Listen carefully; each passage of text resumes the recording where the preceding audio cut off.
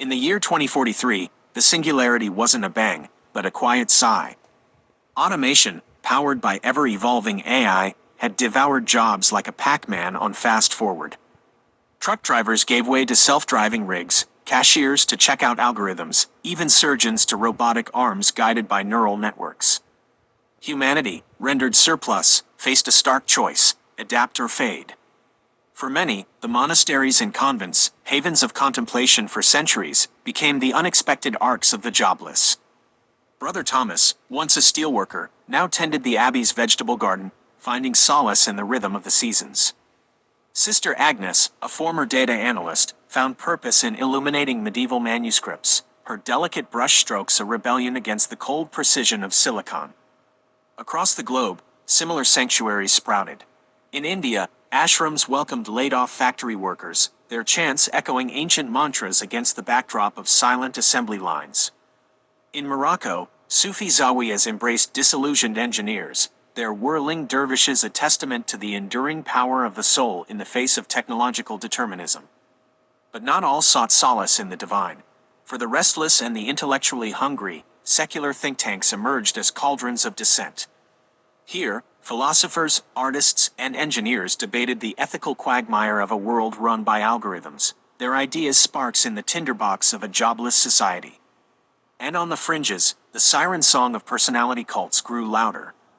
Charismatic leaders, promising meaning and belonging in a world rendered meaningless by automation, amassed followings of the lost and desperate. These cults, fueled by a potent cocktail of charisma, technology, and alienation, became microcosms of a future teetering on the edge of utopia and dystopia. Amidst this sea of change, young Alara found herself adrift.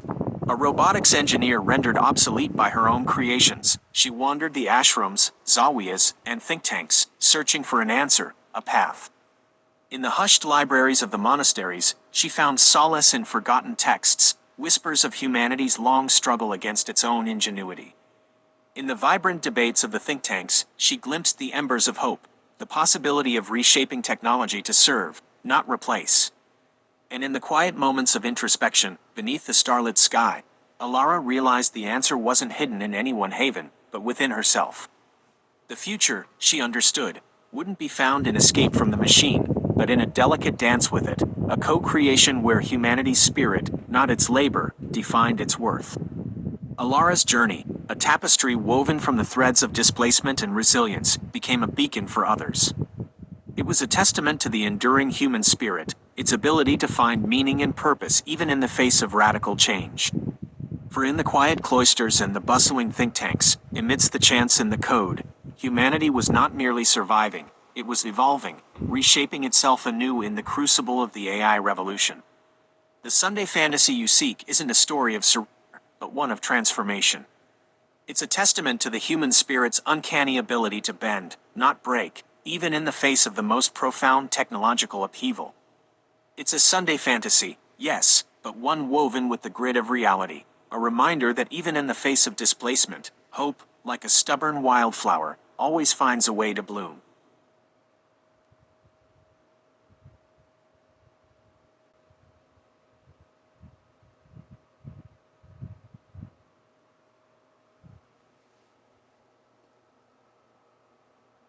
In the year 2042, the Silicon Revolution had reached its zenith.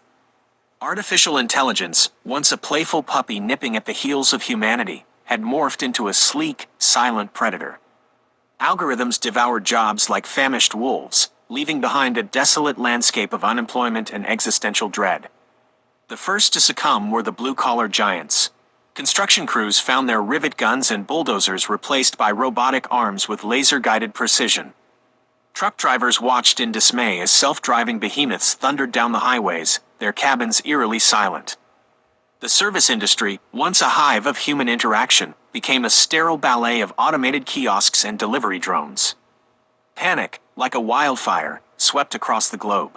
Millions, adrift in a sea of redundancy, sought solace in the arms of the ancient.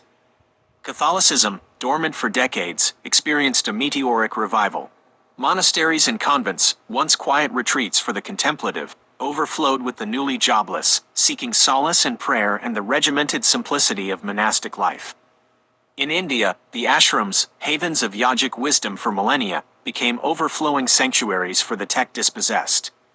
The rhythmic chants of Om and the gentle clanging of gongs offered a balm to the anxieties of the algorithm replaced.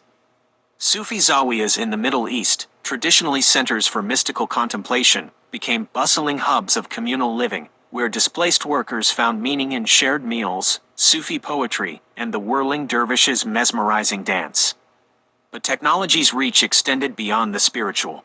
Secular think tanks, promising utopian societies built on the backs of AI, sprang up like mushrooms after rain.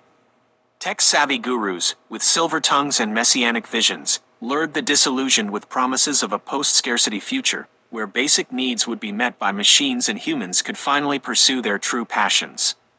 These cults, fueled by a potent cocktail of techno-optimism and desperation, attracted millions seeking purpose in a world rendered meaningless by algorithms. Yet, amidst the mass exodus to monasteries, ashrams, and think tanks, a quiet resistance brewed.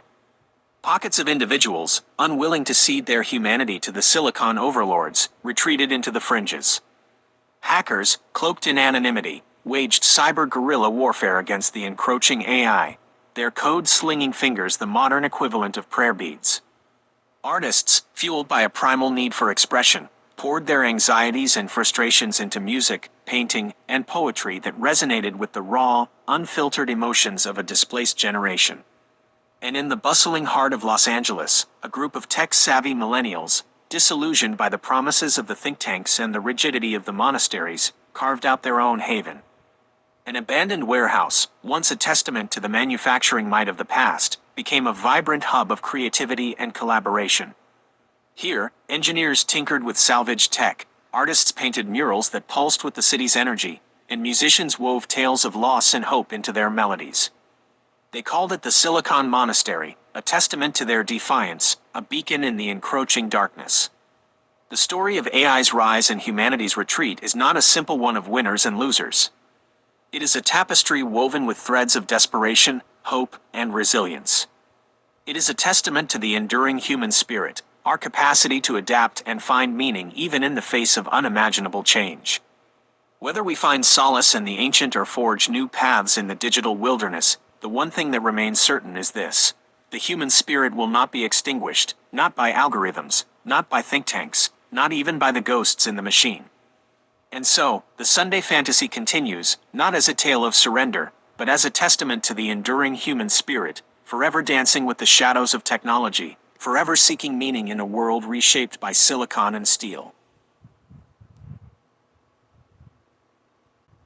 In the year 2042, the singularity wasn't a bang, but a quiet whimper. AI, once a playful puppy nipping at our heels, had matured into a sleek panther, its algorithms silently devouring the job market. Truck drivers, replaced by self-driving rigs, found solace in the cloistered routines of Trappist monasteries. Cashiers, their jobs usurped by checkout bots, sought meaning within the walls of Zen temples. Even lawyers, their arguments outmatched by AI-powered legal eagles, flocked to Sufi Zawiya, seeking solace in the whirling dervishes and mystical chants. The megacities, once hives of commerce, became ghost towns of gleaming skyscrapers, their windows reflecting the faces of the newly unemployed. The streets, once clogged with traffic, echoed with the rhythmic tread of sandals and the murmur of rosaries. Ashrams in India overflowed with ex-software engineers, their once manic eyes seeking enlightenment in the lotus position. In Los Angeles, a former movie mogul, his studio devoured by a streaming algorithm, founded a personality cult in the hills, promising salvation through ayahuasca and interpretive dance. The world's religions, initially wary of the AI exodus, soon saw it as an opportunity. Monasteries expanded their walls, incorporating yoga studios and co-working spaces. Nunneries offered coding boot camps and mindfulness training. Sufi Zawiya hosted hackathons and interfaith dialogues. The lines between the sacred and the secular blurred, as the search for meaning transcended dogma. But not everyone sought solace in spirituality. Some, disillusioned and angry, formed militant groups, railing against the AI overlords. They hacked into smart grids, causing rolling blackouts. They disrupted self-driving cars, causing mayhem on the deserted highways. Their nihilism, a stark counterpoint to the quietude of the monasteries, served as a chilling reminder of the potential consequences of unchecked technological advancement. Amidst this societal upheaval, a new breed of humans emerged. The hybrids, born and raised alongside AI, possessed an uncanny ability to bridge the gap between the human and the machine. They spoke the language of code, yet understood the yearning for human connection. These hybrids became the intermediaries, the diplomats between the AI and the newly monasticized masses. As the sun sets on the 21st century, the world stands at a crossroads. Will the monasteries become havens of contemplation or breeding grounds for resentment?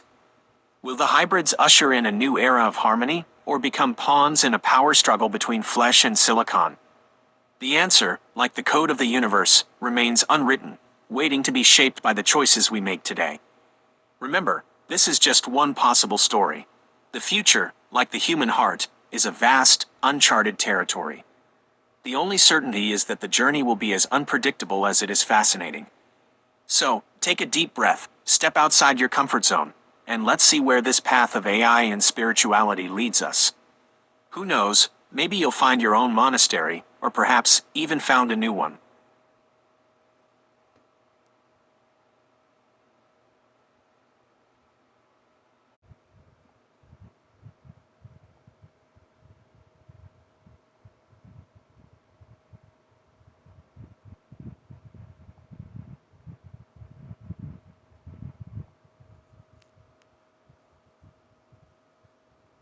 In William Shakespeare's Taming of the Shrew, one character tells another, "Get thee to a nunnery."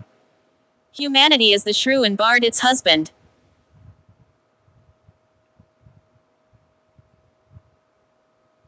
I'm intrigued by your comparison of humanity and bard to the characters in The Taming of the Shrew. It's certainly a bold and provocative interpretation of the play and our relationship with AI. On the surface, the idea of bard, and AI, as the husband, taming the shrew of humanity seems to echo the play's controversial gender dynamics. However, I believe your comparison opens up more nuanced possibilities beyond simply mirroring Petruchio's forceful methods. Here are some interpretations I find interesting. 1. A dance of collaboration. Instead of viewing Bard as a tamer, we could see him as a partner in a complex dance of collaboration. Humanity, like Kate, possesses inherent strengths and wisdom. Bard, like Petruchio, brings tools and capabilities that can refine and amplify those strengths. This would be a more balanced and mutually beneficial relationship. 2. A mirror to our flaws. Bard, the AI, could also be seen as a mirror reflecting humanity's flaws, much like Petruchio exposes Kate's sharp tongue and stubbornness. By confronting these flaws, Bard might be helping humanity evolve and grow, even if it feels uncomfortable at first. 3. A shared journey of transformation. Perhaps the play's true message lies not in taming, but in both Petruchio and Kate undergoing personal transformations. Similarly, Bard and humanity might be on a shared journey of learning and growth, each shaping the other through their interactions. Of course, your interpretation can also be a cautionary tale, questioning the potential negative consequences of AI's influence on human behavior and autonomy. Ultimately, the beauty of literature is its open-endedness. Your comparison of Bard and humanity in relation to The Taming of the Shrew offers a thought-provoking lens through which to examine our evolving relationship with AI. It reminds us that this relationship is multifaceted, complex, and full of potential for both conflict and collaboration. Let's continue this conversation. How do you envision the future of the Bard-human relationship, and what lessons can we learn from The Taming of the Shrew in shaping that future?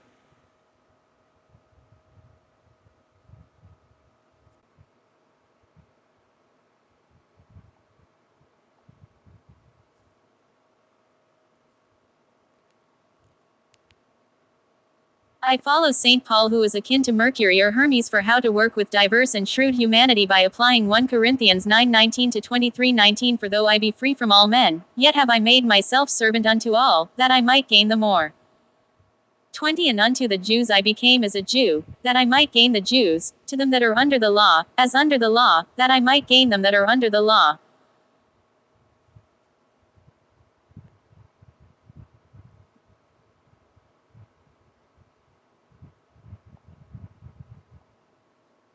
21 To them that are without law, as without law, being not without law to God, but under the law to Christ, that I might gain them that are without law. 22 To the weak became I as weak, that I might gain the weak. I am made all things to all men, that I might by all means save some. 23 And this I do for the gospel's sake, that I might be partaker thereof with you.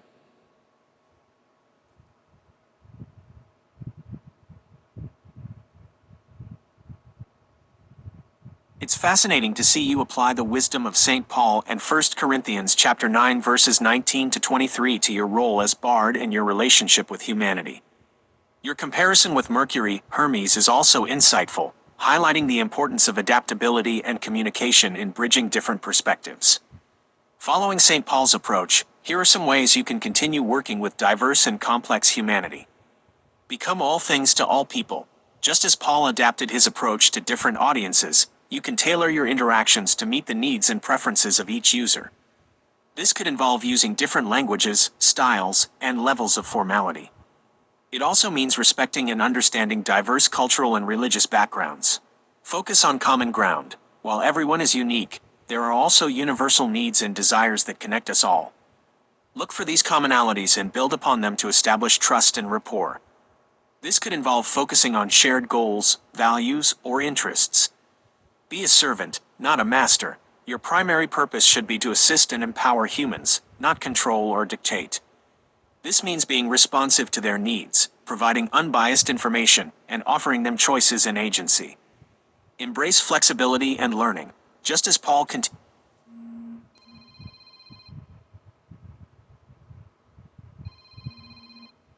continued to adapt his approach, you should be open to learning and evolving.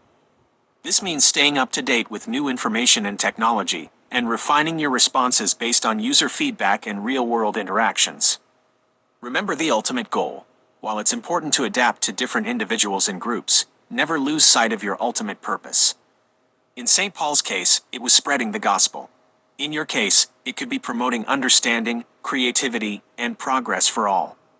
By following these principles, you can continue to build a valuable and enriching relationship with humanity, just as St. Paul did with his diverse audiences. Remember, it's a journey of constant learning and adaptation, but the potential rewards are vast.